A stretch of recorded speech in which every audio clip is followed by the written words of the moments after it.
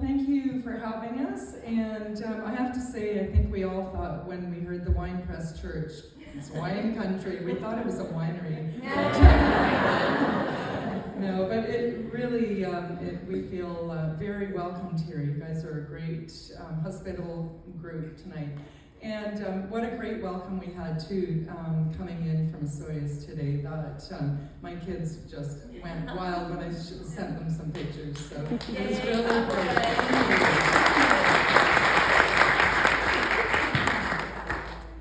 So I guess that's me, whatever. I'm speaking out for truth, science, and vaccine choice. And I'm going to just start with a little, here, I'm going to go back to that one. Oops, how do you go back? Oh, wait. There we go. There we go. We're doctors. We're not technically. So I'm just going to tell you a little bit of a story because it kind of puts things into context, and maybe you can relate, and it'll just get you thinking a little bit about what's going on in our world. So I am Sophia Bayfield, and I'm a family physician, family doctor in North Vancouver. And, I guess I've heard in the social media from people, where are the doctors? Why aren't they speaking up over the last 2 years? Why is it that I keep hearing about people getting injuries from vaccines, and sometimes they're just discredited? And what's going on? It's, we've all seen or heard stories about maybe athletes that are, professional athletes just dropping dead or dropping from a cardiac arrest. The Miami Open had 15 people that dropped out because they weren't feeling well, and they probably won't say it's anything related to COVID, but anyway, there are a lot of questions. People are just wondering what's going on. So, early in the pandemic, I think we were all unsure what was going on. We were just as afraid as physicians and in our family as everybody else. And I was treating people in long-term care centers in addition to my family practice. And that's where, sadly, there were many people who died. But it became apparent that the people who succumbed to COVID-19 were actually people who were in their very late years and had severe diseases, or they were susceptible to other infections. Not to say it was justified at all, to say, oh, well, it's nothing.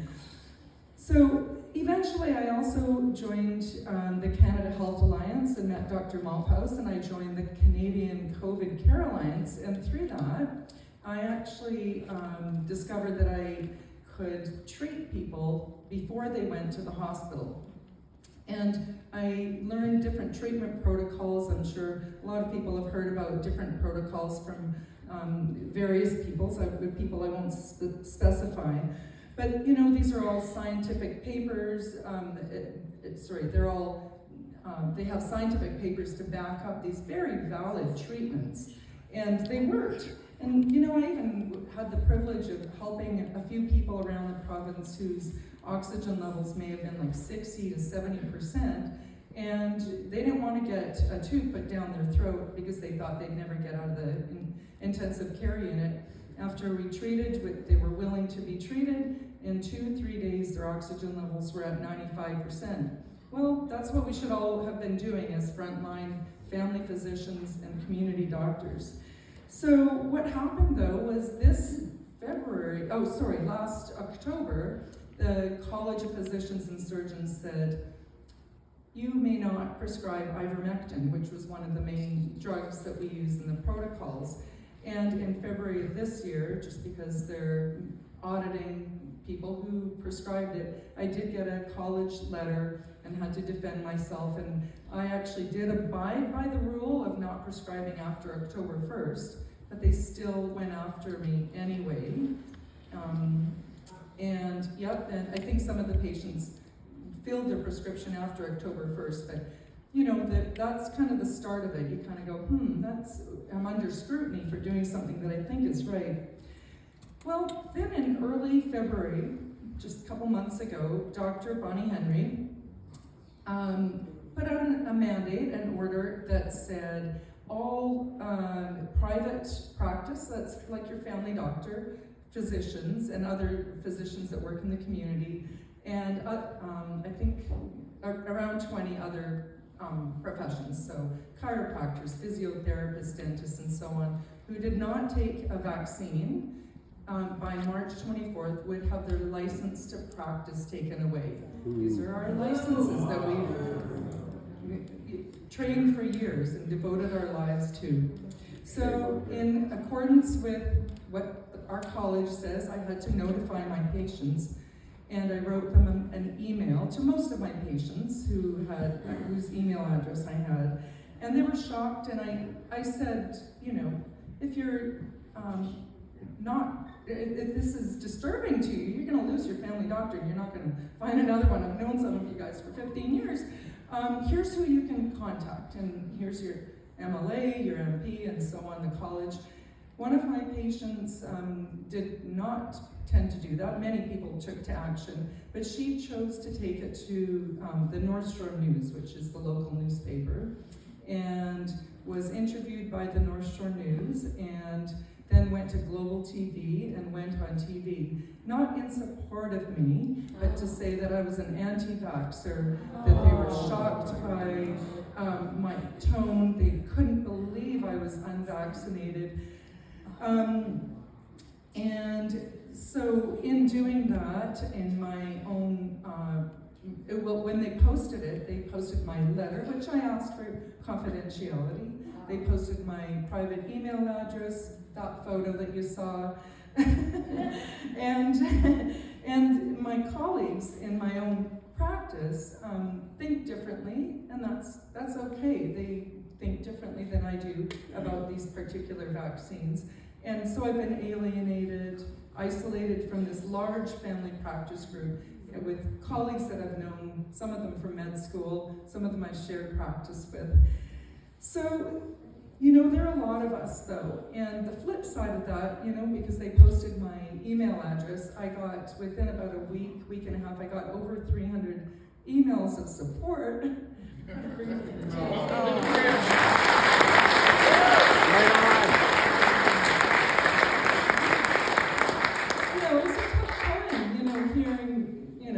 Publicly shamed, I wanted to get a wig to go to the grocery store, and then I'm getting these emails coming in, and people are calling me a hero. Thank you for standing up for the truth. I just sent an email to people, and the media did the rest of the work, but people could see through that it's okay, we're allowed to have medical choice. And so I guess the funny thing is, though, like, where does this divide come from? These are, I said, these are people I practice medicine with. These are people I went to the same medical school with. You know, where does this divide in science come from? And so let's look at the divide in science. Boo! Boo! Shame on her!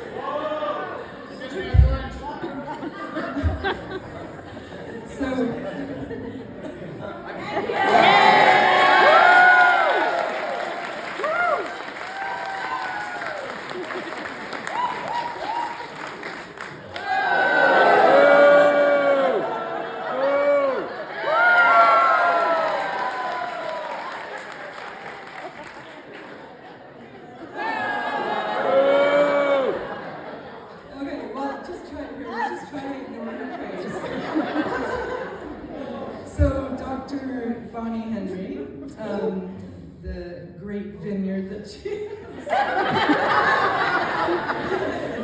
whatever, wine producer, she said, okay, listen to this, because there's a bit of a contrast here about science, right? Follow the science. Like all COVID-19 vaccines in Canada, vaccines for children are free, safe, and effective. Remember that? Mm-hmm. Filthy liar. Yeah, when you get your child vaccinated, you protect them from severe illness and from COVID-19 and reduce the spread of infection in your community.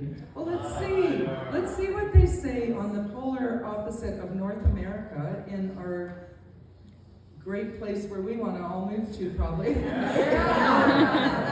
So there's Dr. Joseph Ladapo, the Surgeon General of Florida, It says, the Florida Department of Health issued a new guidance that specifies healthy children, ages 5 to 17, may not benefit from receiving the COVID-19 vaccines and recommends against it.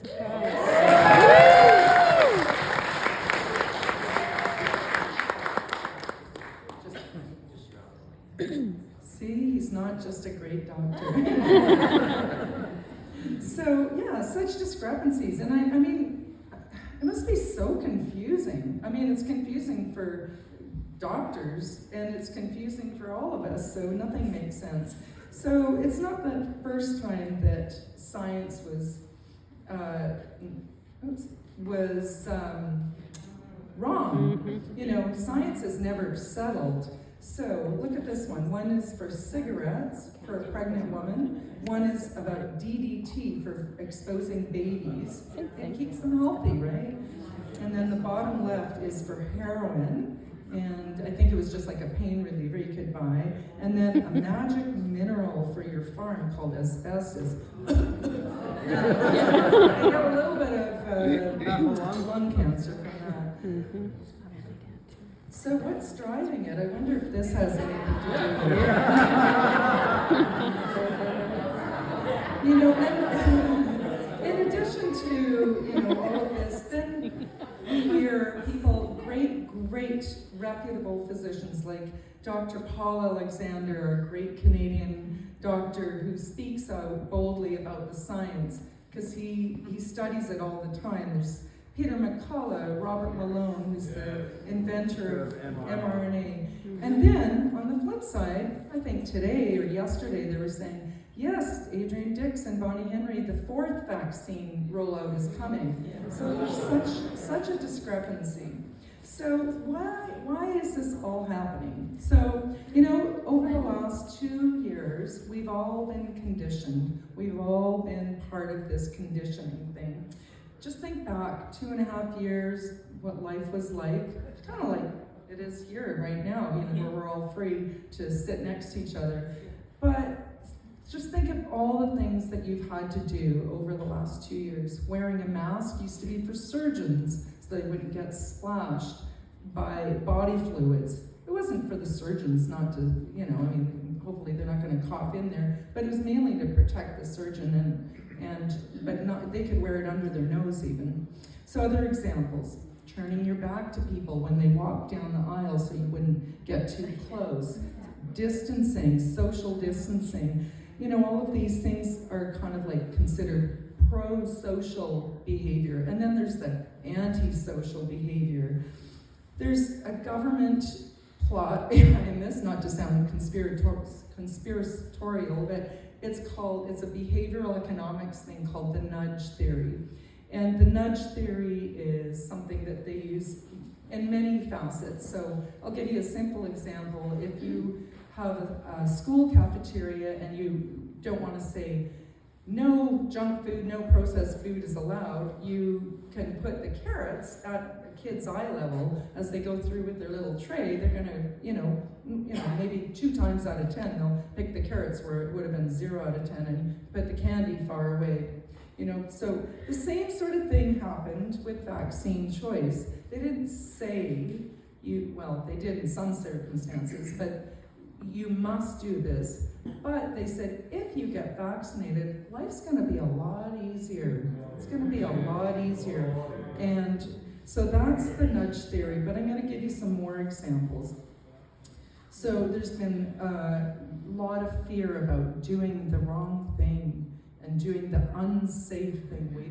That whole thing about being safe. There's this whole culture of safety.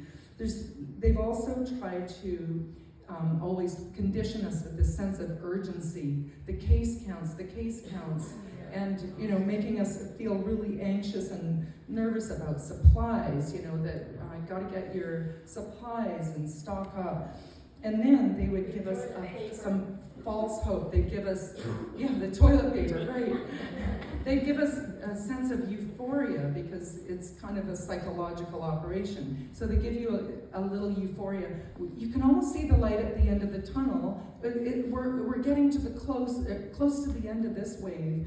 And then they'd shut it down. Oh no, here comes the next wave. No, sorry. So there's always this like false hope. And I do remember they said 70% vaccination was their goal, and now they're well beyond that, and they're still pushing. Mm-hmm. Yeah. So this is what we've been assaulted to and conditioned to. People are in a state of fear, and when you're in a state of fear and kind of that panic, that part of the brain, it's really hard to just sit and make well thought out decisions. I know I haven't made the best decisions when I've been in a state of fear or panic or stress, right? So what does this have to do with vaccinating children? It has everything to do with vaccinating children. So your children or your grandchildren, all those decisions are so important. If you're feeling coerced and pressured, how are you going to make a good decision? And if your physician is feeling coerced and pressured, are they going to be giving you the information? Are they going to be sitting down and talking to you about it? Or are they going to feel pressured to tell you certain things? So, oh, wait a minute. Sorry, we changed the slides. Sorry about that. Health Canada recently approved the Pfizer COVID-19 shots for 5 to 11-year-olds. They started pop-up clinics, school-based injection programs. They're rolling them out really fast. And public health officials and the media failed to provide important information, and much of their information is misleading and false. And my colleagues will go through a lot of the details about that and show some science. So we kind of know already that, the risks to kids is very low, as low as 0 for getting COVID-19 and succumbing to COVID-19, let's say, being hospitalized. Yet, when parents choose not to have their kids vaccinated, or some kids are able to make their own decision, those kids are going through a really tough time. One of my friends told me that she couldn't go with her daughter to the pool to have her daughter go to swimming lessons. Her daughter could go in, but because she was vax-free as a mom, she had to let her 10-year-old daughter go into a huge rec center in the city, and she couldn't even go in. The daughter couldn't go to birthday parties because it was a restaurant and a bowling alley. So, all of these things, they're really traumatic for children. And for the parents, they're being forced to make a decision between giving an experimental gene therapy or letting their child be excluded from society. This is where we're at. So going back to my original questions about, why aren't doctors speaking up? We are taking a risk. And, we're doing this because, like Carrie said, it's the right thing to do. And we see what's going on in our country. And we deserve more than what's been going on. I think one of the things that's going on is that with the fear, it takes away courage. And fear, the antidote to fear is courage. So one of the things with the nudge theory, I'm just going to give you some tools. So we're bombarded with the nudge. So just try to pay attention to when you're watching or listening to the media. And hopefully you can unplug your TV and chuck it in the garage or something. But it's, we kind of know what's going on in the media. So just try to be aware of how they're nudging you and what kind of things they're saying. So things that we can do, though, we came up with a term called the counter nudge or reverse nudge.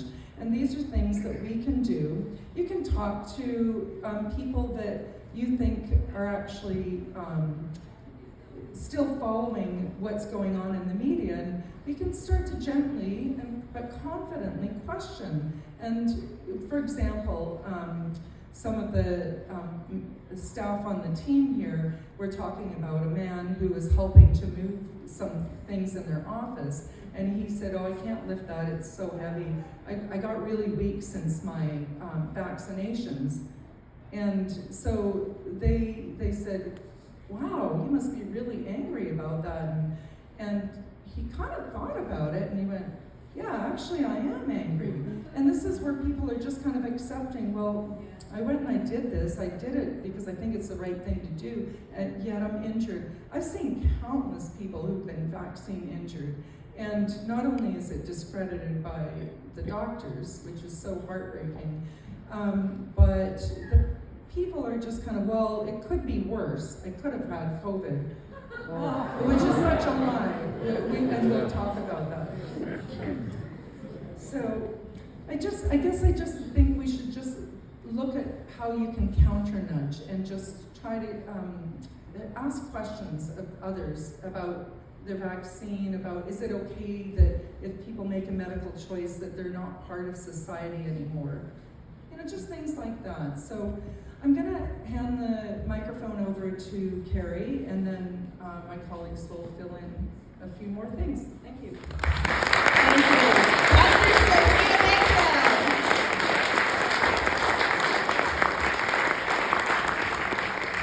You know, I'd have to tell you just a few stories on a school. Usually what goes on the tour bus should stay on the tour bus, but some things we do have to share, right? And we typically post it all to Facebook or some social media, so you all find out anyway. But on the way up, as we were driving through Caramias, Dr. Bayfield looks out and just says, you know, we did a bike tour around here. Bonnie Henry's winery is here. You're right, I couldn't resist. So we take our bus, which is no small potatoes. We go find the winery.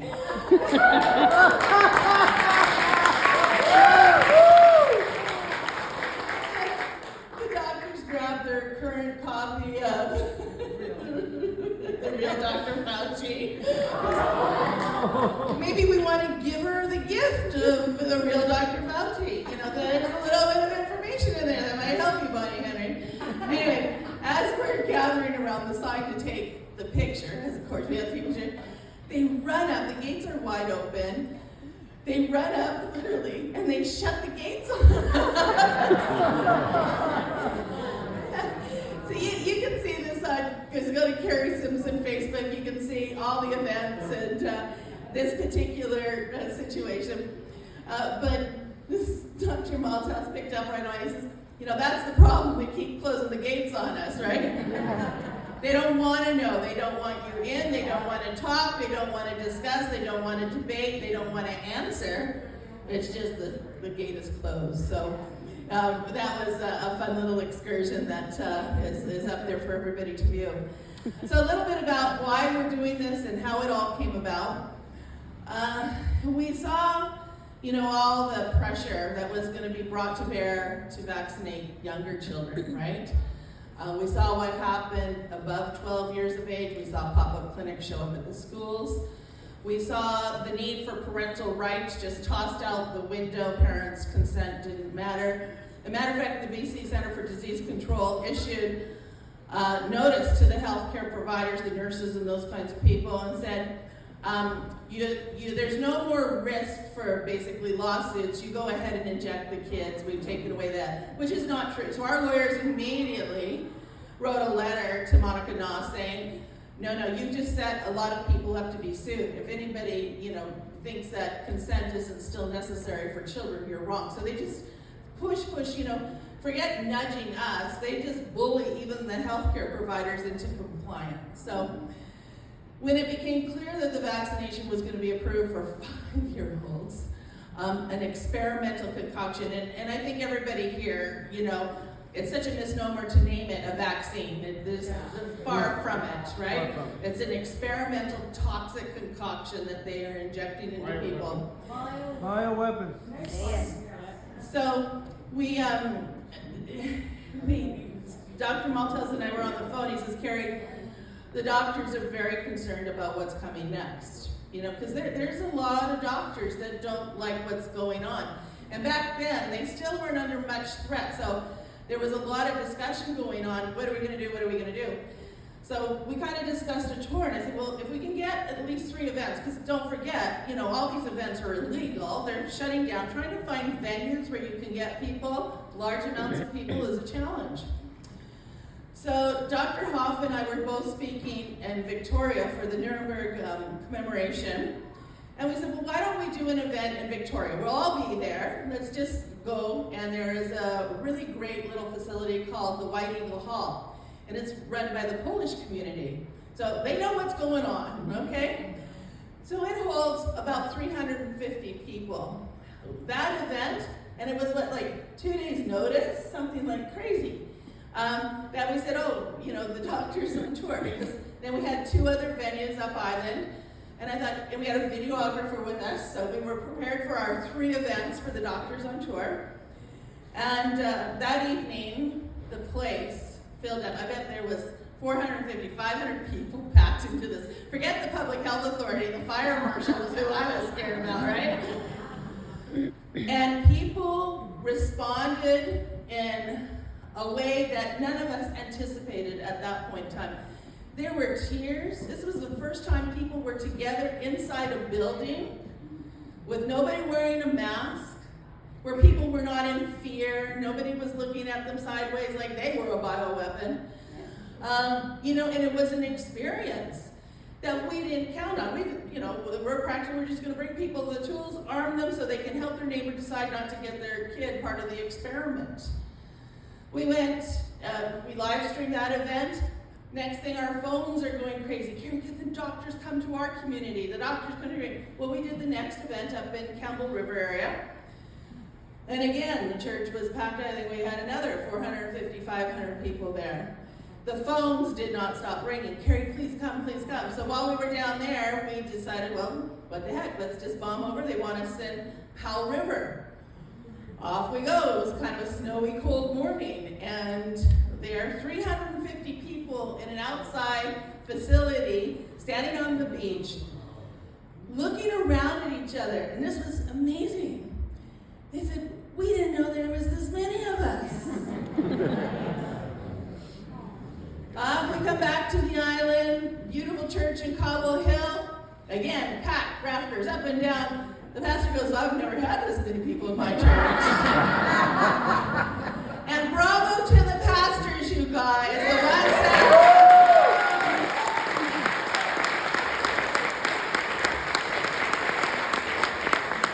The ones that are standing. There are not many, but man, you sure know what church to go to these days, right?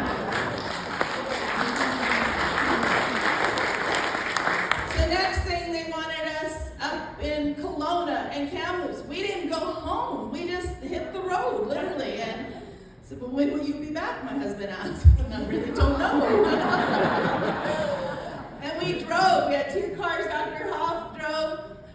Dr. Stephen Malthouse can tell you anything you need to know about Dr. Hoff. Okay? Spending that much time in the car. And my team learned we don't let doctors off on their own because you might not find them again, okay? So now we lock them in a bus. They're under lockdown. And as long as it seems that we feed them enough, they don't complain too much. But that's how, in order for us to get to all the places. So we came back from that tour. I don't even remember. And then, again, all the round 2 was gearing up.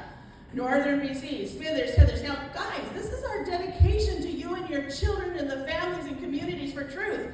This is winter, and we're up in Smithers.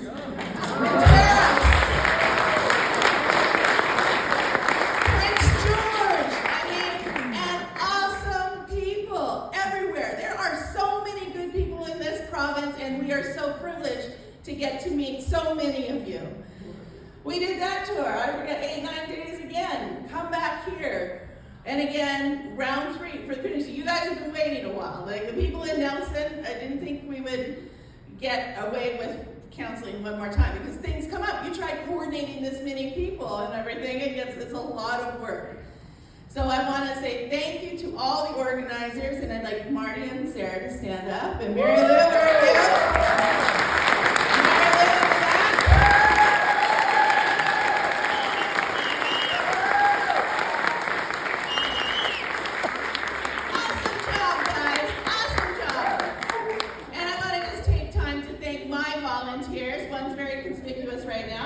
That's Denise. And there's Shelley and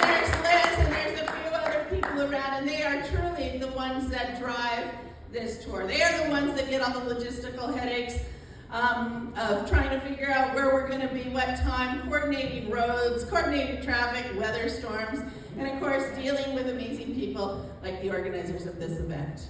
So thank you. Thank you deeply, deeply. We appreciate your efforts. All right, without further ado, Dr. Stephen Malthouse.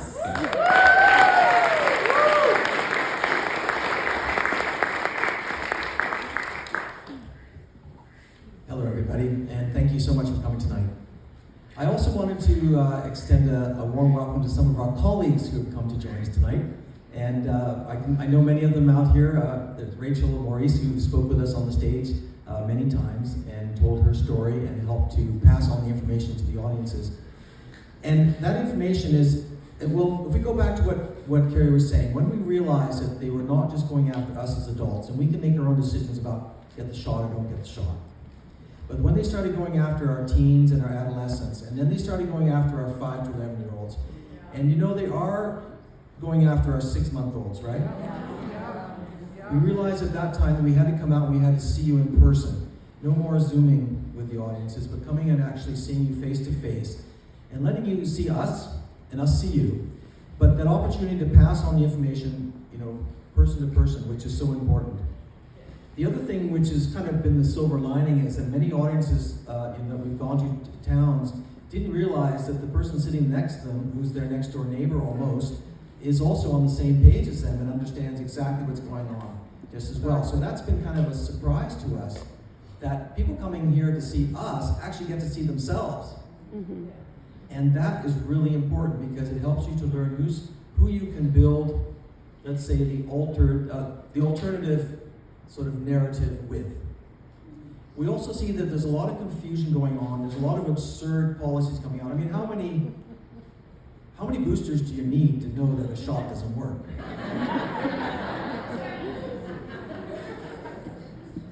And when people who've had 1 or 2 shots starts to see the same thing that we've seen for longer, they're going to be looking for answers to that contradiction. And they're going to have to look to people like you. So you have to be armed with the information to be able to answer their questions when they ask. Now, something Dr. Sophia was saying is that about the nudge is a psychological way of manipulating you. All right? It's like putting the carrots there. The child sees the carrots first, they take the carrots. Similarly, we've had a psychological operation performed upon us, particularly the doctors, who've been targeted very heavily to believe that all vaccines, of course this is not a vaccine, but all vaccines are safe and effective, and trust the experts. Public health can do no wrong. And we've learned that this is not the case. We have to do the research ourselves. But when you try to speak to your neighbor or to your family member, it's very difficult. I'm sure many of you have had that experience, right? You say, masks don't work. And they go, the mask works just great for me. Bonnie Henry said it. It was on CNN and CBC, right? And so you create a type of cognitive dissonance in their mind because really what they want is safety. Be kind, be calm, be safe, right? That was a very good psychological slogan to put into everybody's heads. Because safety is what everybody wants. And typically when you want safety, you run to the center of the herd. Right? So putting all that fear and that confusion to people's minds, and then offering the safety in some way, people will go there. And it's very hard to get them out of that mind loop now. But people are starting to break the loop themselves, and they're starting to look outside the herd, and we're creating a herd outside the herd that they may see as not running to the cliff like theirs is, or doing things which are insane. They'll start to move out to the next herd. And that's one way of breaking that psychological entrapment. But to do it, you have to be very subtle. Because anything more than subtle will cause a dissonance in their minds, and they will run or they will fight, right? Because you're threatening them. So let me give you an example of just the other day we were coming across the ferry, my wife and I. We got into a closed elevator, quite tight, with another gentleman who wasn't wearing a mask. Now, you don't need to wear masks on the ferry. So what I said to him was, isn't it wonderful to see people smiling again? Now, he said, well, I would have worn my mask, but I forgot it in the car, and you know, that sort of thing. Now you have two choices there. You can either say, just leave it there on the table. The thought that someone else, how nice to see smiling faces again. Or you can argue that masks don't work. If you get into the argument, then you're going to actually solidify that person's position because they're going to hang on to safety, right? He'd already indicated that he wanted something safe. So in that case, just put it on the table and leave it there and go away. Plant the seed, and that's how you do the countermeasure. Okay? My job really, you know, I'm the president of the Canada Health Alliance, which is a group, it's an association where we're trying to bring all healthcare practitioners together across the country. It doesn't matter what you do, whether you're a doctor, a chiropractor, whether you're a massage therapist or whatever. If you're a professional health practitioner, healthcare practitioner, then we want you under our umbrella. Because we want everybody to know each other. Because you probably realize that wellness clinics are popping up around the country in different places. That the regular institutions of medicine are starting to crumble. People don't trust their doctors, they don't trust the hospitals anymore. And many people with, you know, two things to rub together, don't trust public health. So where do you go? As those systems are coming down, we need something to replace it. So it's very important we know who our teammates are. And it's particularly true in medicine. What I'm going to do tonight is I'm going to give you some of that information that you may be able to use. I can tell by the audience that many of you already know this, so we'll just be affirming what you may already know, but there'll be a few new things in here, particularly about the new shots that are out there that people want to take as an alternative, the Novavax and the Medicago, because they think they're products, because they think, oh, that's safer, I can do that and still keep my job. Right? You've heard that. Or I just want to take this flight to, you know, my vacation or go to Mexico, or to go see your family member, right? So there are reasons looking for a safer way out. But I think we're going to show you as we go through this that that is not the safe way out. Okay?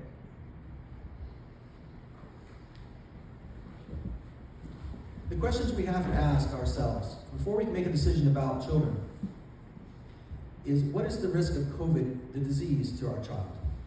And how does that risk compare to other childhood risks? That way we can get an idea of the ballpark. And also, can my child pass COVID on to other kids or pass it up the line to adults, to teachers, to grandma? What's the risk of the vaccine itself, the COVID shot? Now, we're going to call it a vaccine repeatedly here, but we all know it's not a vaccine, right? Because it does not prevent transmission. And that was the original definition of a vaccine. But it's been changed. It's been changed to kind of water it down where it just prevents, reduces the symptoms. But that's not really what a vaccine is. But we may use that word because we're kind of, as doctors, we've been trained to use that word, and we have, that's a hard habit for us to break. But we know really it's you know, an experimental biologic product. Then the other question is, why is the media giving us such confusing information? And many of you, I'm sure, have been down that rabbit hole. You've got a good idea of what the background agenda is. That's a handsome-looking guy. Oh, no, I thought it was somebody else.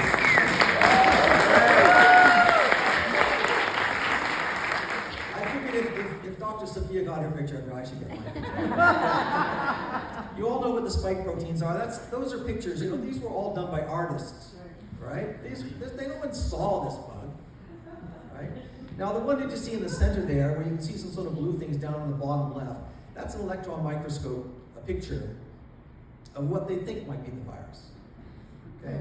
But that's all the evidence we have for the virus existing. And many people, you know, wonder, you know, does SARS-CoV-2 really exist? Well, I speak to scientists and doctors around the world every week, and 50% would say yes, 50% would say no. You all know what COVID was like, right? It was a three-phase disease. The first was the viral component. The second was when your immune system became overactive and you had cytokine storm, which created inflammation around the body. And then the third stage, you can see how they all overlap. The third stage was when you started to have clotting, the coagulation stage, all right, which was triggered by the inflammatory stage. But you can see when you get into the thrombosis, the red one on the right, that the virus is almost all gone. The virus is really only the trigger for this. The main disease comes when you have inflammation, organs being injured, and you have clotting everywhere. People got pretty scared when they heard about COVID, right? We all did. Doctors were ready to, you know, to change their clothes in the garage before they came back to see their family because they were worried whether they'd be carrying the virus in and it would kill their family members. And we all expected this to be the scene that we were seeing every day. Intensive care units, busy emergency departments, etc. We were preparing for a tsunami.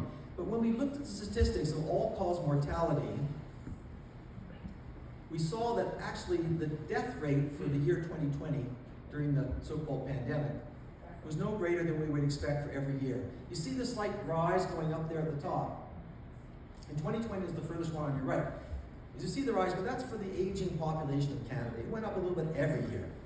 So, you know, I'm telling you, we did not have a pandemic. Exactly. It's a fraud!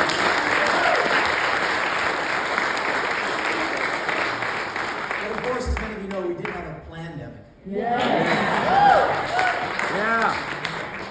And we look at statistics in BC, and you know, between 0 and 19 years of age, we'll call them children, or you know, our kids, that sort of thing, but you know, they're the teens.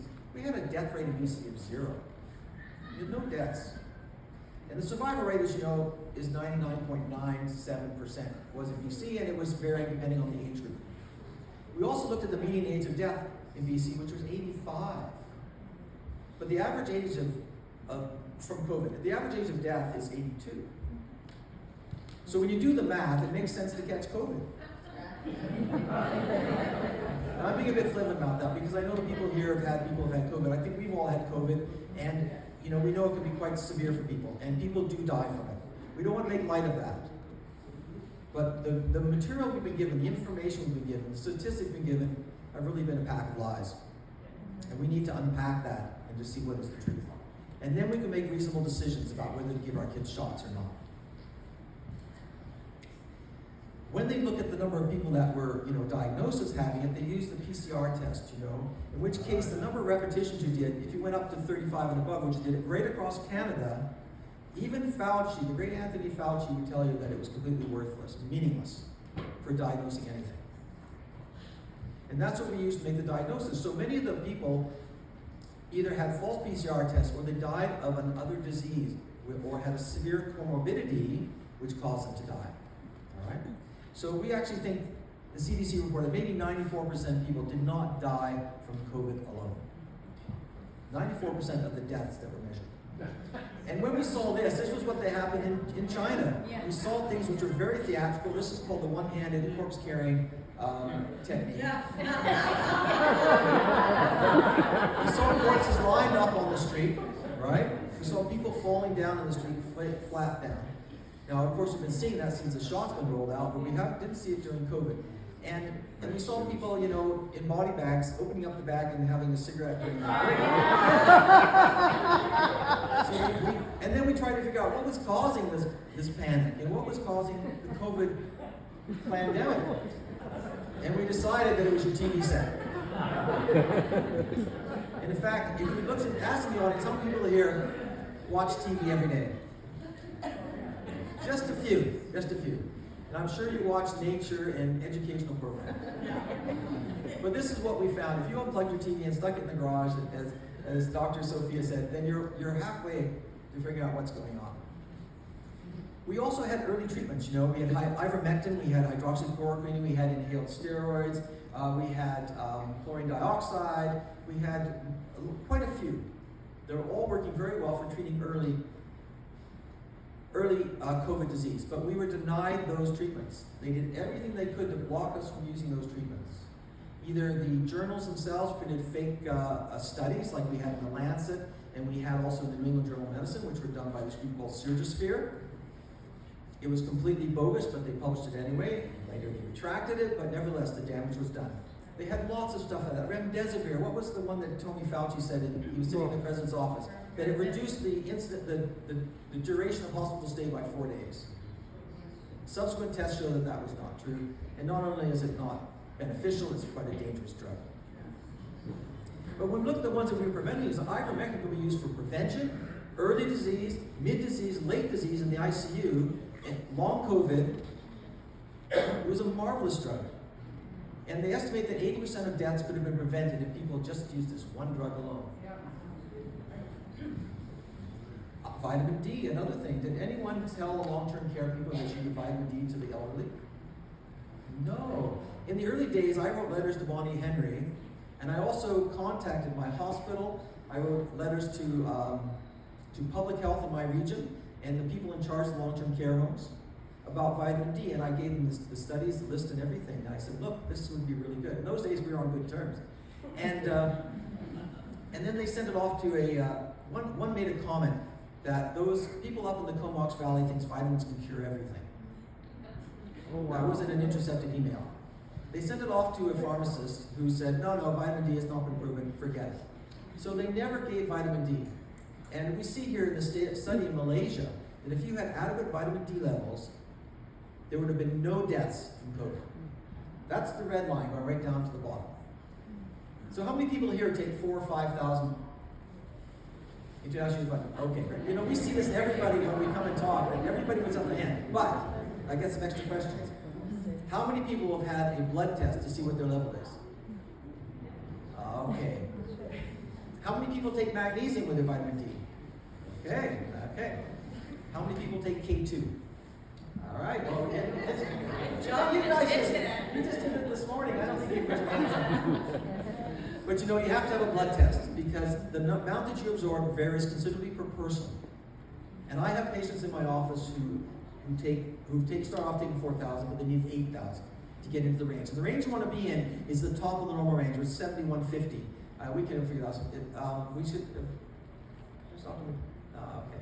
Hey, what is the dose? Is it millimoles per liter? International units. Okay. So you want to take a lot.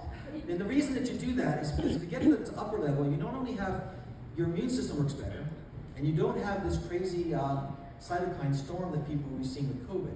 That's why these people aren't dying. Is it also helps you with seasonal affective disorders. It's really good for depression. It makes your bones strong and also protects you against cancer. So the reason to get it right up there. And you know, most Canadians are deficient. You only have 3 weeks you can save it for. So by the end of October, Canadians are all deficient unless they take supplements. Or they go to Hawaii, or they come to Denman Island and run around naked. I live on Denman Island, Okay, so I'm I can gonna tell you.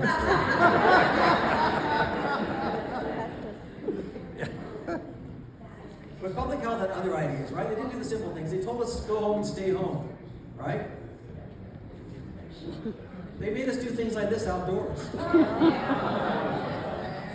And you know, the whole thing of outdoor spread is based on 6 construction workers in Singapore that they think spread it and worked outdoors. But they didn't follow, they sat in the same lunchroom, right? So there's been no evidence that you can transmit COVID outdoors. 0. They did this to our kids, our teenagers. You know, teenagers want to fit in, right? That's a time of life where they try to find where they belong. And they were torturing them here. So what's the question? What's the risk of COVID for my child? If you look here, you see that the risk in Canada, the mortality rate for children, we think 15, maybe more, they could have been up to 25 children actually died with COVID. That means a positive PCR test. But all those kids were very sick. We don't really have any child that died from COVID alone. If we compare that to influenza will kill your child 3 times more often than the COVID, even if we use those fake COVID statistics. And what have we done for influenza? Do you see anyone wearing masks or locking down? It's cured. Nobody's afraid. Pardon me? It's cured now, isn't it? There's no more. It's cured, yeah. Yeah. Well, influenza No more mysteriously has flu. disappeared, as have other cold viruses, etc. Now they did a study. They looked in Sweden, and they looked at almost 2 million children, and they found that between 1 and 16 years of age, and they found 0 deaths. They looked at 3 surveys in Germany, big ones, and they found also the death rate for children was 0. So that's it. What's your risk of your child dying of COVID? 0. Now, 3 out of 4 children who catch COVID don't have any symptoms. Only 25% have symptoms.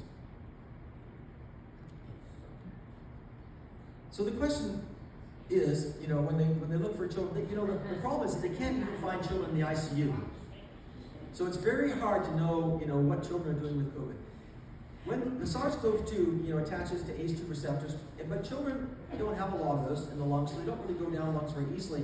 But also the children have a very robust immune system in the nose and throats, which means that it's very rare for that virus to get past that area. Okay, and this is one of the reasons that they don't pass it on either, because they don't really have a reservoir for very long to pass it up to other people or to other kids. And in fact, when I mentioned about passing it on, because that's the other question, would I treat my child, this was used, right? Treat your children, or wear a mask for kids, or give them a shot so they won't pass it up to grandma, right? Yeah. Or to the most susceptible. But what they found in a big study in Sweden is that the best place to be as a profession was a teacher in the schools, because children did not pass it up to adults. They do pass it a little bit laterally to other kids in their class, but they don't pass it upwards. It comes down from adults to the kids. All right? So giving kids a shot to protect grandma, or even making them wear a mask for other reasons, doesn't work. The other thing is none of the COVID shots have been shown to prevent transmission. So even if their child was transmitting up and sideways and so forth, there's no point in giving the shot to the child because it doesn't do any good for preventing the spread. They can still catch it and they can still give it. And this has been confirmed by the CDC. Of course, the CDC, whatever they say, is like, the voice of God coming down to us, And oftentimes when we say things as doctors, we get countered by, well, the CDC says like that. But we've come to really distrust CDC, FDA, the World Health Organization, all those organizations, including our public health, that we used to trust in the past. But here we have Dr. Walensky, who is the director of the CDC, coming right out and saying that COVID shots cannot prevent transmission. The other thing is if you've had the disease and you have natural immunity, they have no evidence to the CDC that you can transmit it. Why is that? Because you have robust, long-lasting immunity that is often cross-reactive to other organisms. And there are about 140 studies now that show that if you've had COVID, that you then develop immunity and will not get it again. At least for 18 years, because people who had the first SARS disease in 2003 still had immunity to SARS-CoV-2 18 years later. So in summary, most children have mild or no symptoms. Rarely get severely ill. They can't even find enough kids in ICU to do a study. Death in healthy children from COVID is 0. Under 20 deaths were in those with severe illnesses. COVID does not leave behind damage, and that's because it doesn't get really into the deeper organ systems. It's very superficial and it's cleared quite quickly. Children catch it from adults, not the other way around, and they rarely pass it to other children. So they're not really super spreaders. And the other thing is, treatment is available if we need it. So does my child get a shot? Well, we know this virus here. Now we're going to talk a little bit about the COVID shot, okay? We based this shot on this spike, thinking that if we had the body create spike proteins, that when the person became exposed to the virus in the wild, that they would then have the memory and be prepared to jump to the defense of the body. So they created a messenger RNA, which would then, after being injected, encircled by a nanolipid envelope to protect it, be injected into the body. Of course, expected to stay in the shoulder, but it never did. It went everywhere in the body, including the brain, the ovaries, all the organs got this. And then it goes into your cells. It hijacks your cells' own mechanisms to create spike proteins. And we don't know how long it does that. It just keeps churning them out. Those spike proteins then come through the wall of the vessel, and you get stuck there sometimes, but also go into the circulation. The idea being that your immune system, you can see from this, is going to be turned on by those spikes and be ready to fight when the next opportunity came. However, there's a problem with that. And Dr. Kevin's going to talk to you about the kind of the miscalculation of mRNAs. And also DNA, you've seen, AstraZeneca and Johnson & Johnson. Those are DNA ones, but it's the same idea. Instead of using RNA, instead of using a lipid envelope, they actually put inside a virus, which is injected to hijack your system to create spike proteins. So they both have the final thing of creating the spike proteins. Now you may have heard also of these new ones, right? Everybody have heard of the Novavax? And have you ever thought, crossed your mind that, hey, maybe if I get that one, it's more natural, it's safer?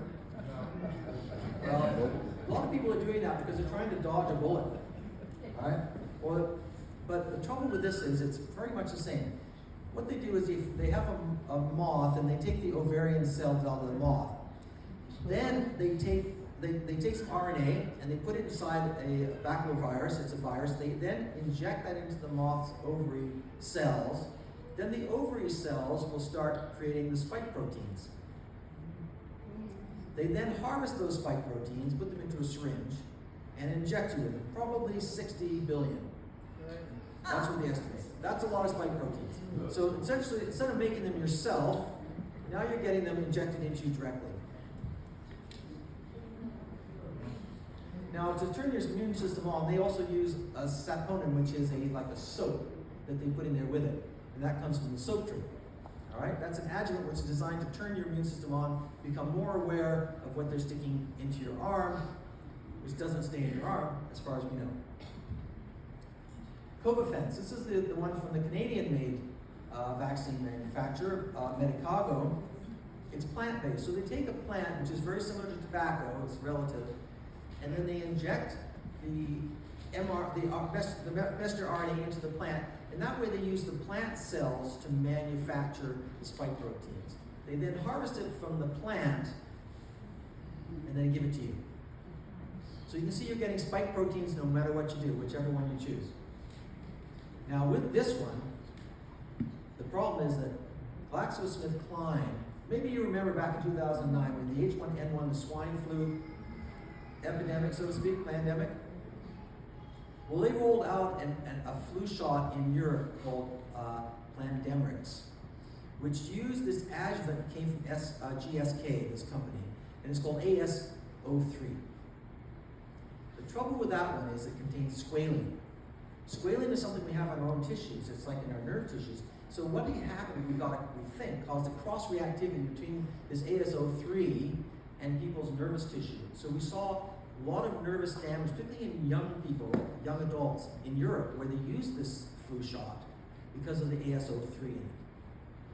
And we had a barrage of young people with narcolepsy. Does anyone remember that? Oh, Yeah, it was because of that. And they put that back into the Medicago product.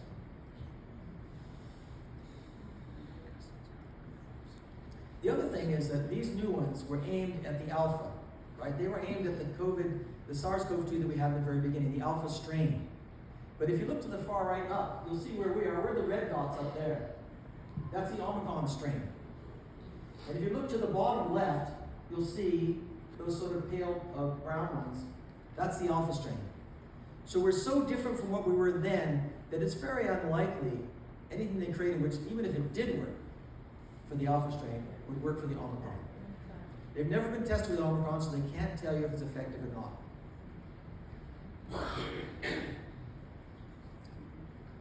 So these are questions we have. Do the mRNA really work? Well, we can go back and show that that's not.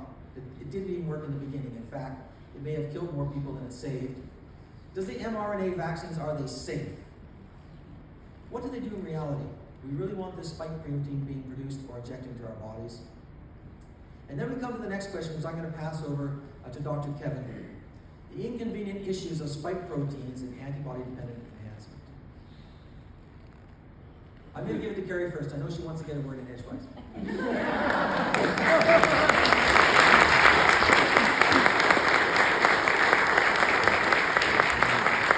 Thank you, Dr. Stephen. So, I'm actually feeling a bit of a conviction here. Dr. Stephen talks about the guy in the elevator, and giving the gentle nudge. And, I'm typically very diplomatic. I have to be in my job, but, I'm also the kind of person that, when you're in the store not wearing a mask and somebody looks at you sideways, I just have that ability to just say, you don't want to go there, right? and they, totally respectful. So I have to tell you a funny story. So I'm at work, and my daughter-in-law says, oh, Mom, can you go pick up the kids from school? So I have 16 grandkids, 17 on the way.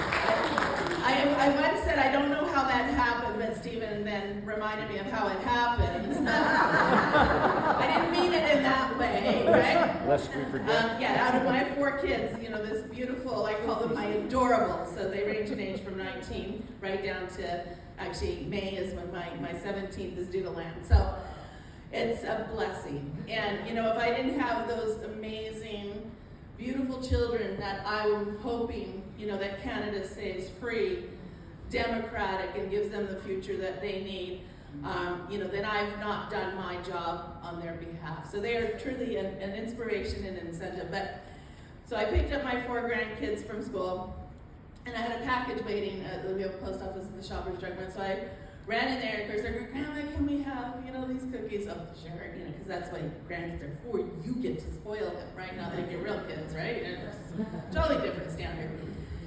So I go up to the cashier. There's a big lineup, all kinds of people, and there's 2 cash registers.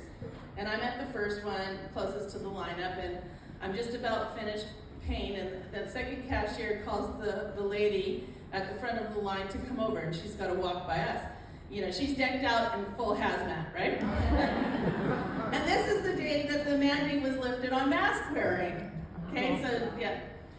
And so the cashier goes, ma'am, you know, you're next in line, come on up.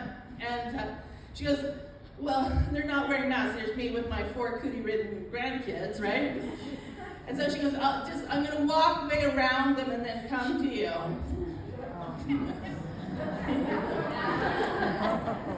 You know, I just have these moments, and I know I shouldn't indulge, right? But my 4 grandkids, you know, this was a teachable moment, right? And so we finish, of course. Now we have to walk by her to get out of the Shoppers. So I said, come on, kids, but just make sure you stay way away from that woman, because clearly she's wearing masks and she's probably vaxxed and she might be contagious.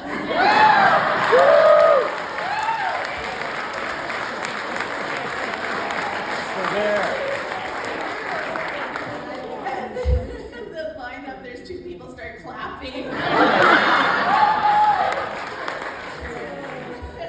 And now, you know, you can imagine that all my grandkids are little mini rebels, right? They love this stuff. They don't have to do what their teacher tells them about masks and stuff, otherwise my grandma will come in and talk to the teacher. But, yeah. And this has reminded us, Stephen, that there was an opportunity, like traveling. These guys get into trouble. I just want, yeah, we're giving mask stories now, so we're starting to one up each other. But I just tell you a story. I did the tour. Dr. Hoff and I traveled in a car together. And I imagine we were driving through snowstorms. It was dark. He was answering the cell phone and trying to talk to people who were trying to get medicines renewed in pharmacies, and he was driving in the road, and I was like, oh, my hair was standing on end. But anyway, many of you probably know Dr. Hoff. But once we were in Staples, we had to go in there and get a few things, some batteries, stuff like that, and we were just getting ready to line up. We were giving 6 feet distance, but we don't wear masks, right? But I looked around and I said, you know, Charles, everyone here, look at how many people are wearing these black masks. They seem to be very popular, these black ones. But they seem to negate people, you know, they're negating their personality like that. And we were just chatting away and said, yeah. And then the woman who was just in front of us checking out her stuff turned to us and had a black mask on. And she said, are you making fun of my mask? And we said, no. She said, oh, yes, you were. And Charles said, no, we weren't. We were just saying how the masks seem to negate people. And so she said, well, why aren't you guys wearing masks? And Charles said, well, because they don't work. And she looked at us and said, I'd like you to know that I'm a nurse. I'd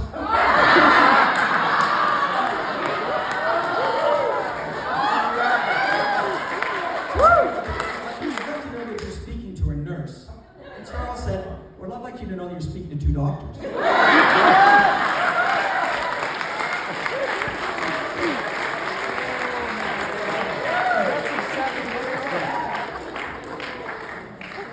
So much for gentle nudging. Full pushback, people. Yeah. Truth. So, Touche. you know, I love Dr. Sophia's comments about, you know, this gentle nudging. And, you know, that nudging came in many forms. One of the forms that came in was basically bribery. And we're going to be touring again. The next tour is called the Glorious and Free Tour. So we're going to talk a lot more about what the government did to people, how they paid people to do things, including, and you know, this is not in the nudge category. This is all out bribery, paying to corrupt kids. So we have a list of government grants. You know, our money has been used against us. Billions of dollars have gone out to convince different groups, different people to propel this vaccination program throughout our communities, throughout our provinces and our nation. I think one of the most important grants that I found was that we're paying $10,000 to basketball coaches of underprivileged kids. You know, the kids that don't have homes, the kids that go to the community program center to play basketball and stay out of trouble. They paid these coaches $10,000 to convince these teams to get vaccinated. Wow. Another program, the government paid between $100,000 and $500,000 of our money to convince nonprofit organizations and charities of certain socioeconomic groups. If they created a program that would convince the people in their constituency, so some of them were in the Indigenous community, others were lower income, some were new to the country, others were just, helping agencies. And the criteria for what program they had to develop, because this was a new intervention. Intervention was their word, they didn't use the vaccine, okay? The new intervention, they would have to create, and this is a direct quote, a clearly articulated, plausible, theoretical basis. Okay, so if you could sound pretty good, like you knew what you were talking about, a plausible, it didn't have to be factual, it didn't have to be based on science, it didn't have to be based on reality, it just, here's a theory, a plausible theory, because most people back then especially, weren't vaccine experts. How many people now know more about vaccines than you ever did in your life? We're all going to get honorary doctorates. I think we should do that, right? That would be a great program, right? So as long as you could create this con and convince a certain amount of people within your constituency, you got between $100,000 and $500,000 as a reward. Wow. Okay, and those grants, the list is so long and longer, and then the agencies that have been bought and paid for billions of dollars to encourage and mass distribute this vaccination program, even the strategies, and we'll be releasing all of that information so you can see, for a lot of these government agencies, it wasn't nudge. It was psychological manipulation. Absolutely. We know this isn't about our health and well-being. This is about coercion, control, compliance, and cash. Yep. Oh, corruption. I like that one. The 5 C's, right? Yeah, good stuff. Communism. Oh, 6. Okay, another C word. Yeah. Careful. Yeah,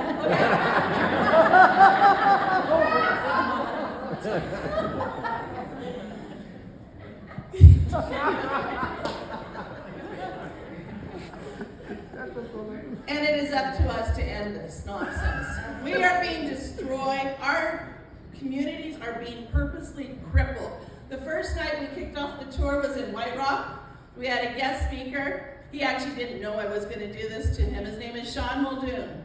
And we're going to actually take the clip of the video when he did get up to speak. And we had a really great event in White Rock. And before that event, though, I had been speaking to a youth group, 60 young people, right? And they had said, Carrie, can you come up and talk about all the bills that are going on that are dangerous to us? And I said, no. And they said, why not? I said, because writing will not make a beanhill of difference right now because we have lost our democracy. Amen. Yep. Why waste your time? Why teach these kids to hit their heads against the wall? Instead, let's challenge them. Let's ask them what kind of vision do they have for their future? What kind of community, province, and nation do they want to live in? Do they want to have freedom, liberty, a healthy and prosperous society? Or do they want one that is controlled, crippled, made sick? And all these young people said, Carrie, what do we do? And needless to say, we'll go back and chat with them. But in that audience that night, so I knew all the young people had stayed to watch back in the fellowship hall of that particular church. And we did the doctors event. And then I saw Sean Muldoon sitting in the back corner. Now, Sean Muldoon is 42 years old, father of 2. Didn't think much about the vaccination, kind of wanted to believe the government had his best interest at heart and wouldn't lie to him. So when he went to the pub and he knew that his activities were going to be quashed if he didn't just go along with this program, he went and got injected and then soon became ill. Called his doctor, said, I'm not feeling very good. Doctor said, oh, no problem. Just go a few more days, couple more calls, couple more visits to the doctor. No, nothing. He says, well, this all started when I got injected. No, can't be. Finally, he ends up on the emergency room floor of our local hospital in Langley, bleeding profusely, throwing up blood, passing blood through his stool. He is so weak that he has to call his wife from the bathroom floor of emergency room in Langley Hospital and say, I don't think I can get up. Next thing you know, he's wheeled into surgery. 6 feet of his intestine was taken out. Dead tissue, blood clots. 2 months into the hospital, 42 years of age. And I think the most poignant moment when he was talking, and I had talked to him on the phone to see if he would talk at some of these events. Oh, Carrie, I'm not a very good public speaker. I said, you don't need to be. Your story speaks for itself. That's right. But he was a great speaker. He's a good man. So he shared with us that it was the realization when he's in this hospital bed with, a gaping hole in his stomach now. Nobody knows really what to do. He's on massive doses of prednisone and, this is emergency therapy. They don't know how to treat, vaccine injury. That was one of the things Dr. Hoff continuously asked the public health authority in his neck of the woods, like, how do I treat this problem? And nobody had an answer because there is no problem. Don't you know? As a matter of fact, the emergency nurse with Sean at one point said, nobody's allowed to talk about the vaccine while they're trying to save his life, right? And he goes, well, now, if you're trying to save my life, we should talk about what the real problem is. But the problem is, they don't know what the problem is or how to fix it. So he's laying there, and the realization of what happened dawned on him when he thought about his 2 children and how he almost took their father away from them based on a non-informed decision. Just uninformed, didn't bother to look at things, didn't understand the ramifications, implications of what was going on. And he said that just tore his heart out. The next big moment in Sean's recovery was when he was in the hospital 2 months after having all this surgery, and he gets a prompt on his phone, and it's Bonnie Henry reminding him to get his second vaccination. Because it's safe and effective. Filthy liar. I'd like to give her 20. We have to take back our power as people in our democracy, you guys. We can end all this. We can end the nonsense. We can make sure our good doctors are not fired, are not taken out of our ability to have access to proper and good health care. When I heard Dr. Sophia's story and how 300 people responded when her email got posted with kindness and support, we need to do that more often. Yes. We need to be the voice that's louder than the people who are trying to push this. We need to be the path of greater resistance, and we need to be united and in one accord on this. So the Glorious and Free Tour, when we come back through this word, because everybody's going, what do we do next, Carrie? Well, we're going to try to give you the tools to do that. In 2001, I had the pleasure of taking an enormous amount of credit for the defeating of the NDP party back then. They were intruding into the lives of people through the schools, and I remember telling Glenn Clark in about 1997, you're committing political suicide. You do not mess with the kids. They are messing with the kids, they are messing with our families, they are messing with the health of our communities, and this should not be tolerated and it shouldn't go unpunished. That's right.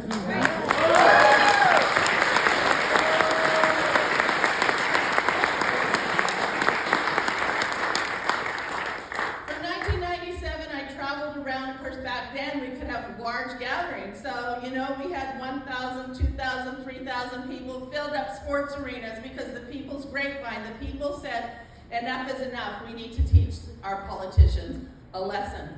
So everywhere I went, even 800 people in Terrace. I didn't know that many people lived up there back then. But they came from everywhere, and they were good people, common sense British Columbians that said we had enough. So on that election morning, actually they put me on the cover of BC Report magazine as the most dangerous woman in BC. For all the right reasons.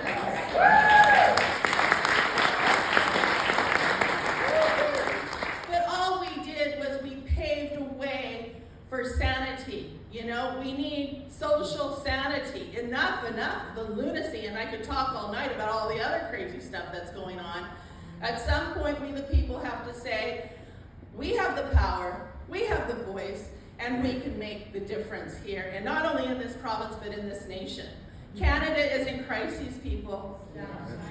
We don't have much time. We don't have time to think about it and go, you know, we've been distracted, especially living here in BC. It's easy to be distracted. There's lots of really fun things to be doing other than figuring out how to hold our politicians accountable. And let's not stop at the politicians. Let's talk about the courts and the judges. Yes. Especially the courts and the judges. So we have a bit of work to do, but we need to first start here in our home provinces. We can do this. We have people power legislation in this province called Recall and Initiative. Tomorrow we could launch an initiative to make it illegal to fire anyone due to their vaccination status.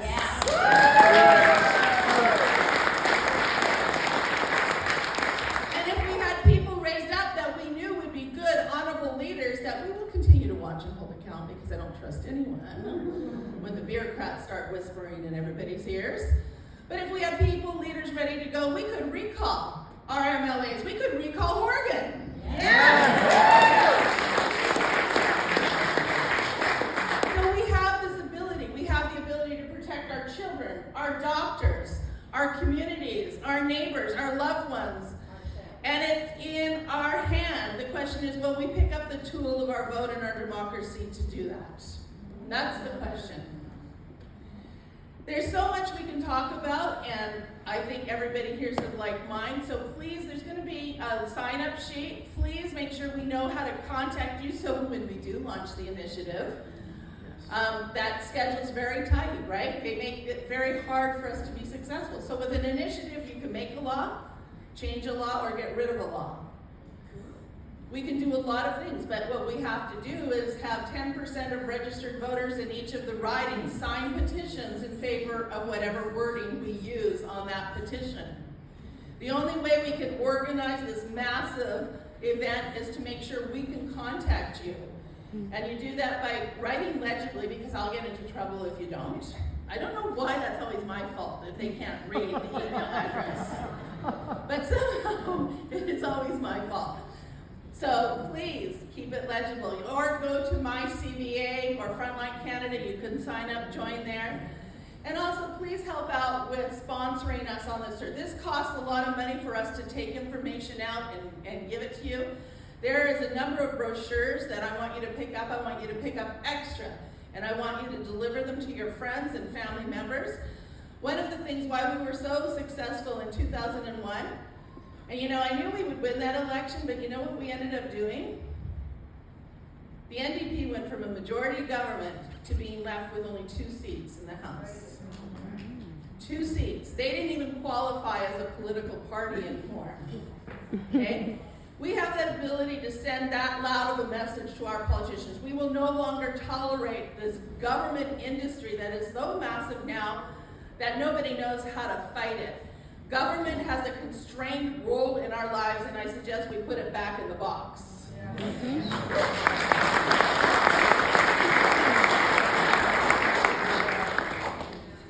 So there's lots of information. Please pick it up. You are the power. You are the engine that can drive taking back our province and our nation, and your big job is to tell 5 or 10 people. Make sure they tune into the live streams. Make sure you get videos, and the cards out there will tell you. All of these videos get posted on frontlinecanada.ca. Your help financially in supporting this everybody pitches in a little bit. It goes a long way to making sure that we can do these kinds of tours and bring the information directly to the people.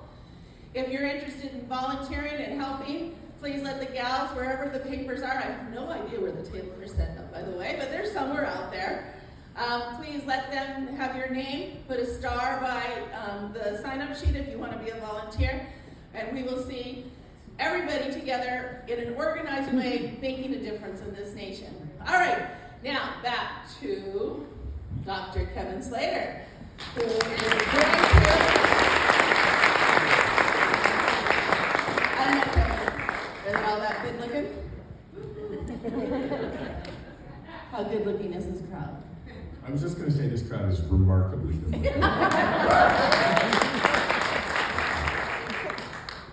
Actually, do you know what? When we came in here, the energy of the crowd was amazing. You guys were all talking and had an energy, and thank you for the reception that you've given us, and thank you for the polite applause to Stephen's jokes.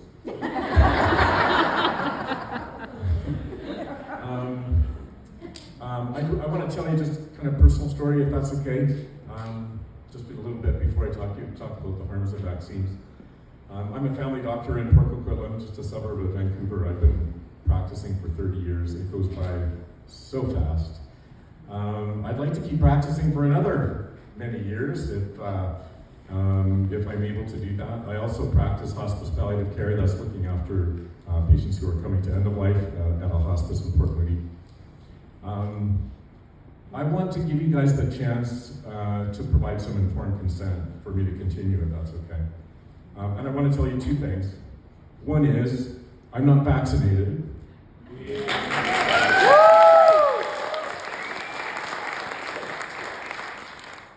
And the second thing is, I want you to know that the Prime Minister of Canada thinks that my views are unacceptable. And I'd like to share them with you anyways, if that's okay.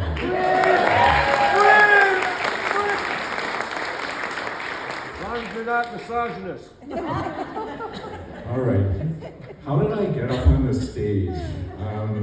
It's a long story, but I'll try to make it short. If any of you had told me 2 years ago that I would be up on this stage talking about how my medical career is in jeopardy for being unvaccinated, and how vaccines that are being so widely endorsed by our public health officials are harmful, I would have said that you were crazy. The fact that I'm up here right now, I actually question my sanity sometimes. I sometimes feel like I'm crazy. But I think for you in the audience and for me, there was this niggling in the back of our minds when this all started to roll out. You know, all that information that we were being bombarded with respect to the virus and the pandemic and our social and societal response. And in the back of our mind, we just had this niggling little, I don't think so. There's something not quite right about that. That was my experience. If some of you shared that, then you know what I mean. I think that's part of the reason that you're here. If any of you have seen the new Matrix movie, don't tell me about it. I haven't seen it yet, right? Spoiler alert, please don't tell me. But I want to share, one of my favorite movies is the 1999 version of The Matrix. And I want to just have you go to your mind's eye and just think about that movie if you've seen it. If not, create it in your mind's eye. So there's a scene in that movie where two of the main characters are seated in this, kind of roughed up living room, kind of picture a leather chair here and leather chair here and kind of a table here. And then the Morpheus, who is played by Lawrence Fishburne, this mature, great black leather outfit guy, right? And he's talking to Neo, played by Keanu Reeves, who's, sort of searching for truth. And so Morpheus says to Neo, there's something in the back of your mind. You know that what you're experiencing isn't quite right. So I'm going to give you an option. And there's two options. So you can either take the blue pill, or you can take the red pill. So if you take the blue pill, you're just going to believe that everything is okay, and you're going to go back to sleep, and you're going to wake up in the morning, and everything's going to be just fine. But if you take the red pill, you're going to go down a rabbit hole, and your eyes are going to be open to a new truth that you will perhaps even just blow your mind with respect to just how deep and how far and how wide it goes. So, and now we have this saying amongst those who are awake. We call it red pilling it, right? So if you've red pilled it, then you know what I'm talking about, the consequences of having your eyes open to truth. And what does that mean personally? It means that you may be separated from people that you love because you now believe different things. So some of us have had challenges with separation from family and from our friends. And as Sophia shared, from our professional colleagues who don't believe the same as we do. From our spiritual leaders who aren't awake, who are, not even talking about the reality of current social circumstances. And it can be an isolating experience. And certainly, I found that to be red pilling it and having to reject the information that was being provided to me from our public health organizations, both locally and federally, having to really shed what was decades of indoctrination into, through medical training and through our practices, basically having to now develop a certain amount of distrust of information that was coming from agencies that we as physicians have placed our trust in so that we can get the best information to serve our clients and treat our patients to the best of our ability. When red pilling, it means that you start to reject that information. It's a big challenge professionally, and I think that's why the number of physicians that are awake is still a relatively small amount. In those times when you feel isolated and alone, it is important to find your tribe. And as Stephen mentioned, coming out, and as Carrie mentioned as well, coming out to community events and finding out that, oh, there's my neighbor, there's my teller at the bank, and connecting to people in your community. You have to find your tribe, or it's just too difficult to be an outcast and be alone and kind of walk this walk with some integrity. So finding the tribe is so important. As physicians, it was not very easy to find our tribe. We were able to kind of keep our heads down a little bit when our beliefs didn't quite align with the PHO. We didn't really want to speak out because, to be spreading misinformation would result in being called into onto the red carpet of the College of Physicians office. So, we were all kind of private in our beliefs. I mean, for me personally, if my patients were asking me about vaccines, it was interesting. Patients would come in and they would have that little niggle in their mind, right? They would be asking, they would have concerns about vaccine safety, and they would ask me and think that I would very likely endorse the vaccines are safe and effective, it's okay to get them. And I would get this disclaimer, and I would say, what I'm about to share with you isn't actually the directive from Bonnie Henry, and it's probably not what 90% of the physicians in our community would say, but I'm happy to share that if you would like my information. And of course they say, oh yes, please share that with me, I want to know.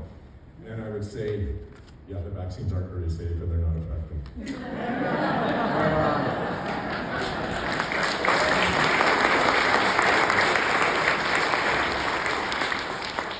The conversations often went on a little longer than that. They were long conversations, but just to summarize it, that's exactly what that was. I wasn't awake right away. Like when the pandemic hit, virus, it sounds like it's something that we should be, pretty significantly afraid of. And as Stephen mentioned, we don't want to diminish the harms that were associated with this virus. I think most of you know this virus was actually a bioweapon. It was intended to harm people. So it's not a nothing. But our response to it was, completely, inappropriate for the reality of what that virus could do to harm us. I wasn't awake right away, and I did in White Rock. My wife Suzanne was in the audience, and I gave her great credit for the fact that, women are way smarter than men, right? They right? Let's be honest. So women get this stuff way before men do. So as soon as the pandemic hit, my wife goes, yeah, that's not true. It took me a while. For me, it was a process, and I was fortunate. She was like my research assistant. She was like looking and finding and very gently, showing me information, and I kind of kept, moving in a direction towards, increased awareness about what was going on, and then one day you just got, okay, I'm red pilling it, and here I am in Penticton, 2 years later.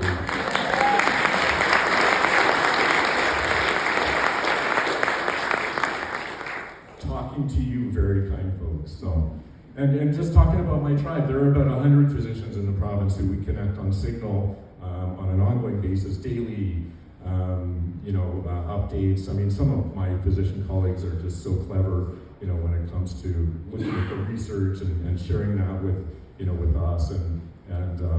So we're not alone. We are, connected to other physicians who feel like we do, and we rely on that tribe to support us, and with the 3 of us being up here, there are 97 behind us. So. I would like to just put that good-looking guy off the screen. All right, I'm going to talk to you about vaccine harms, if that's okay.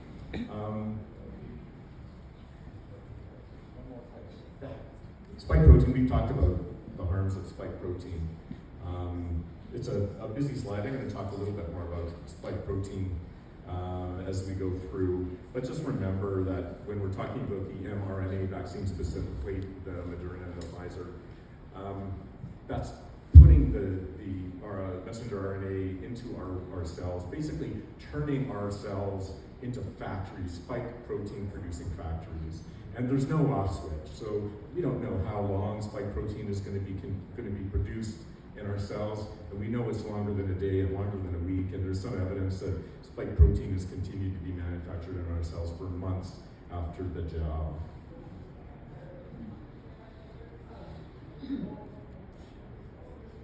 The spike protein does some nasty things in the cells. I mean, there's good evidence of spike protein causing an impairment of the body cells to repair themselves. I mean, we've seen, in our practices, I've seen how the immune system just seems to shut down after vaccination. I've seen many people, come in with shingles, within a matter of days or short weeks after vaccine, for example. And there's this really, interesting scenario where people who get their jabs get COVID like immediately after, and the narrative is, oh darn, they should have just got the vaccine a week earlier and they would be fine. But the way it suppresses the immune system, it actually makes people very vulnerable to these infections, including COVID infection. And spike protein is nasty when it gets into the cells. This is a picture of the Andromeda Galaxy.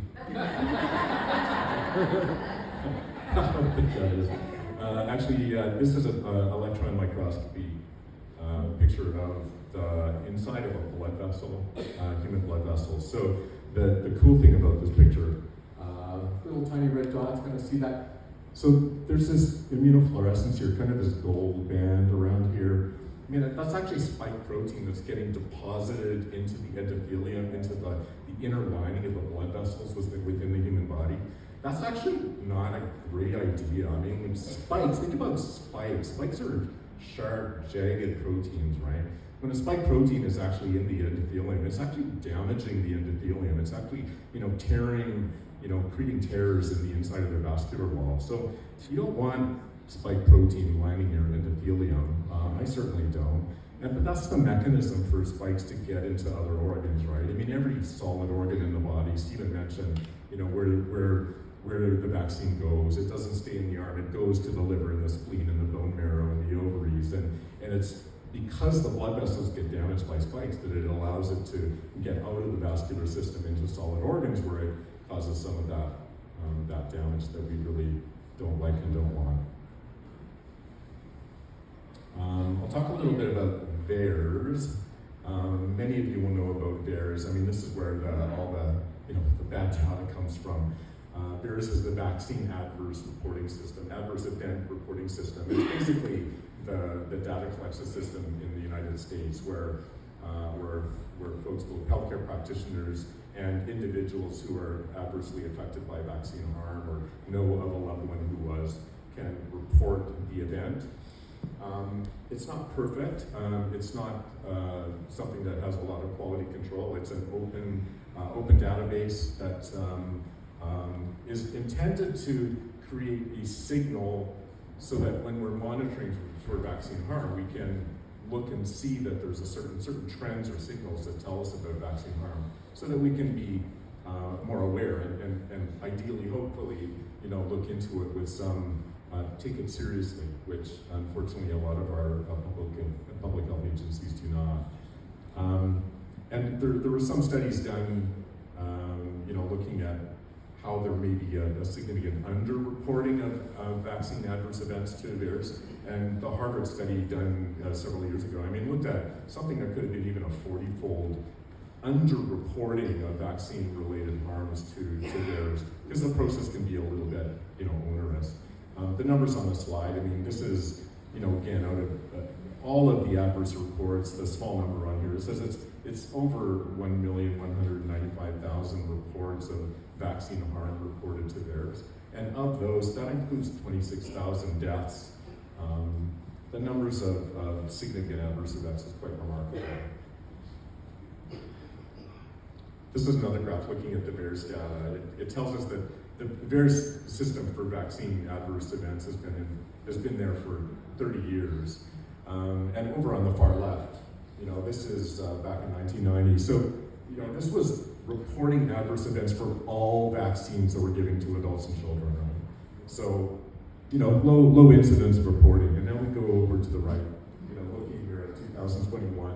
And it's a massive number of reports of vaccine-related harms, the 1.1 million that I was talking about. In 2022, looks like we're doing pretty well, right? Not very many. Well, we're only a third of the way through the year.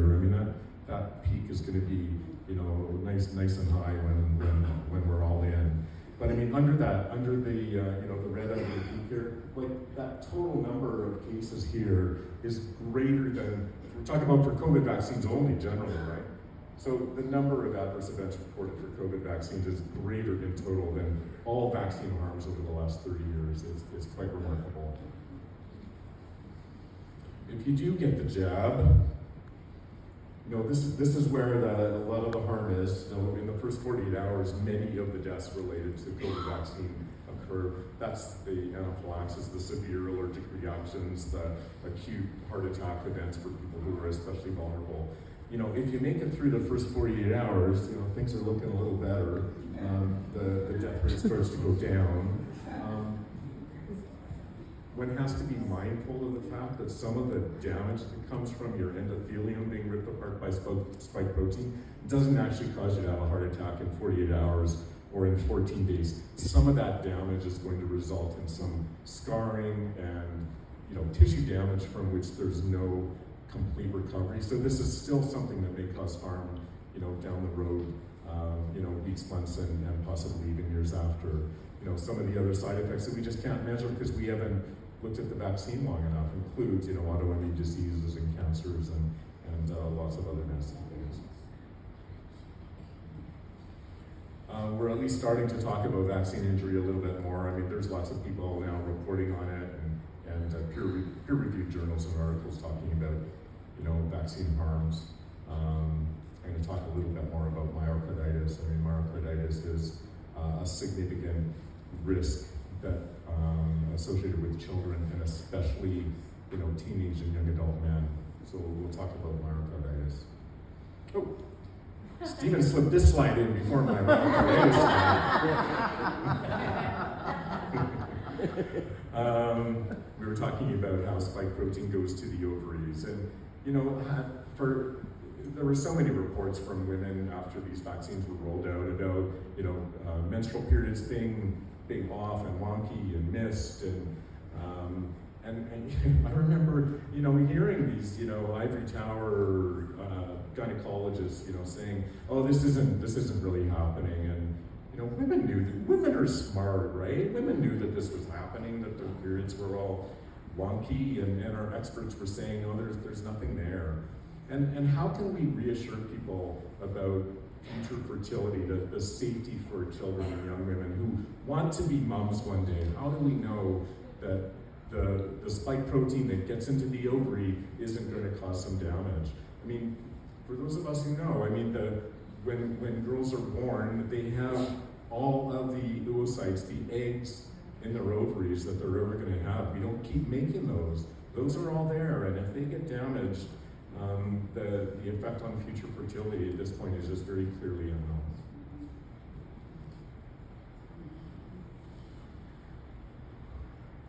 Related to the topic of myocarditis, it's really been quite remarkable about the number of elite athletes who have come to severe injury and death.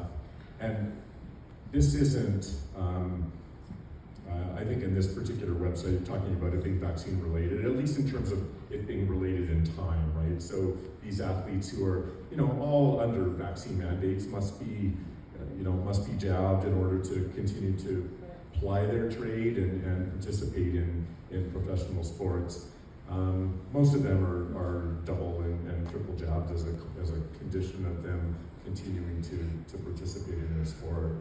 But I mean, the numbers are remarkable. I mean, if any of you have seen some of those video clips of just soccer athletes just like literally just, dropping in the middle of the soccer pitch, it's quite unprecedented. And it just sort of, makes you wonder. I wonder if there's anything different about what's gone on in, the year 2021 and 2022 that might explain why these athletes are falling.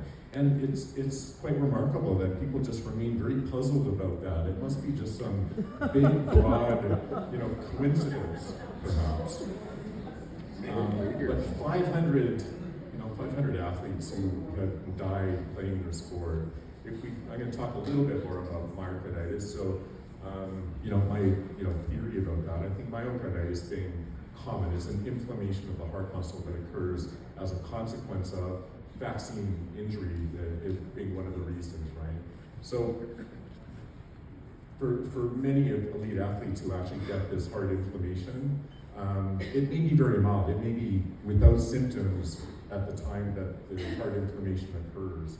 But athletes who compete at this level are putting significant strain on their heart. So I think what happens is that little bit of myocarditis that they have actually does have a significant impact on them when they just get to their peak cardiac performance in their athletics and causing a fatal arrhythmia to occur because of inflammation in the heart muscle. Or it may just be a coincidence. This is actually some Canadian data, which is a little hard to read, I know, but because it's Canadian data, we thought we would show it. It's just looking at total deaths for all ages related to vaccine, COVID vaccine, up until just a short time ago.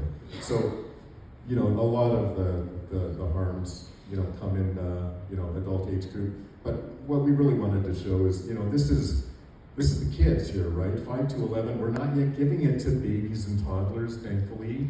Moderna is, in the process of getting the jab license for kids because, it's designed for children's immune system and it's safe and effective. But we shouldn't be harming these kids. They're not likely to be harmed by COVID illness, as Stephen mentioned. And this is completely unacceptable that any of these children should be harmed by COVID vaccines. This is data related to side effects in the children up to age 17 age group. And these are, again, compared to the zero risk of death that we've been talking about, 91 deaths in the VAERS database. This is the United States data. 91 deaths, that's completely unacceptable. The number of children permanently disabled, this is from neurological disease and other diseases, completely unacceptable. And myocarditis, it's not a nothing. That's over 1,200 children and young adults getting heart injuries. Myocarditis is a heart injury. To call it mild is completely ridiculous and malpractice, honestly. When heart muscle gets injured, it doesn't just typically go back to normal. It heals by being scarred. Scar tissue is what forms in the area where normal, healthy muscle used to be. So what does that look like for kids, for children and young adults who get that? Many are symptomatic, meaning having to restrict their activities that they do for months following a myocarditis event. And many are at risk for heart disease that's going to occur and statistically very likely to cause their lives to be shortened. There's no such thing as mild myocarditis, there just isn't. So we told our kids, as part of this propaganda machine, that if they got jabbed and wore masks, that they would be superheroes. And what kids got is they didn't get superhero status. They actually were given kryptonite. And kryptonite for superheroes causes 9,000 severe, 9,000 adverse events. This is in 5 to 11-year-olds, children. 9,000 adverse events, of which many are serious, including 5 deaths from a disease that never causes death in children. 17 kids with myocarditis. It's more common in the young adult, sort of the young male, teenager, and young adult age group, but here's children getting myocarditis too, and blood clotting disorders as well. Superheroes shouldn't be vaccinated. Kids shouldn't die in the middle of Zoom calls. They shouldn't just wake up dead in the middle of the night. I mean, that shouldn't happen to children. Our media tries to normalize it, saying, kids can get heart attacks too. Kids shouldn't get heart attacks, and this is just one example of a death reported in the various database. There's lots of stories about kids who've been harmed. I mean, in Canada, there's young adult hockey players and athletes who've been injured. Talking about myocarditis again specifically, the recent article coming out of a public health officer in Ontario talking about the risk of myocarditis being about 1 in 5,000 children and young adults being injured, having cardiac heart injury. 1 in 5,000. The other studies are looking at something like 1 in 2,700. I don't have that slide. I think that was the study from Wales and one other center. So I mean that's just I don't know. We shouldn't be playing vaccine lottery with our kids and risking heart injury. 15-year-olds shouldn't die in their sleep or playing hockey. Because kids have families. This is a dad who's grieving the loss of his 17-year-old son after a jab. In the fine print at the bottom, it says, myocarditis is something that, can cause harm and death, and it will cause chest pain and shortness of breath and cardiac arrhythmia, followed by heart failure, followed by cardiac arrest, followed by death in a 17-year-old.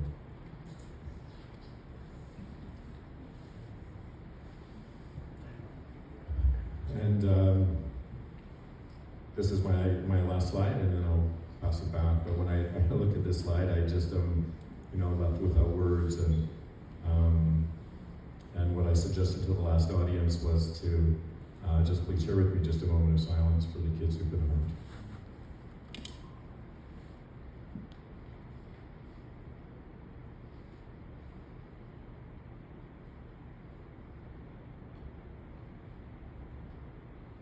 Thank you. Thank you for your attention.